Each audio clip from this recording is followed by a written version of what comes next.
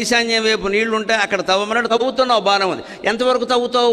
ఒక్కో చోట ఈశాన్యంలో 25 అడుగులకే నీళ్లు వస్తాయి, ఒక్కో చోట 50 అడుగులకు కానరావు, ఒక్కో చోట 100 అడుగులకు కానరావు. తవ్వుతున్నావా లేదా? అదే యథా ఖాత్వా ఖనిత్రేణ భూతలే వారి విందతి. నీరు వచ్చేంత వరకు ఎంత లోతైనా తవ్వేవాడు నీటిని సాధించినట్టే విద్య తనకి వంట పట్టే వరకు ఎంత సమయమైనా ఎంత లోతుగానైనా చదివి విద్యార్థి విద్యను వంట పట్టించుకోవాలి. పంట పట్టించుకోవడం కాదు, కంట పట్టించుకోవడం కాదు. ఇదివరకు మేము పంట పట్టించుకుని పాడయ్యాం, మీరు కంట పట్టించుకుని పాడవుతున్నారు. తేడా ఏమిటో తెలుసా? పంట పట్టించుకోవడం అంటే కంఠస్థం చేయడం. సంస్కృత శ్లోకాలు, ఇంగ్లీషు గ్రామర్ పాయింట్లు, లెక్కల్లో కూడా సూత్రాలు కంఠస్థం చేయించేవారు మా చేత. కానీ అర్థం చేయించాకే కంఠస్థం చేయించేవారు. అర్థం లేకుండా ఎవరు కంఠస్థం చేసేవారు కాదు. ఏదో పరీక్షల్లో గుర్తుండడం కోసం కంఠస్థం చేసేవారు. ఇప్పుడు అర్థంతో నిమిత్తం లేకుండా బట్టి పట్టిస్తున్నారు. లెక్కలు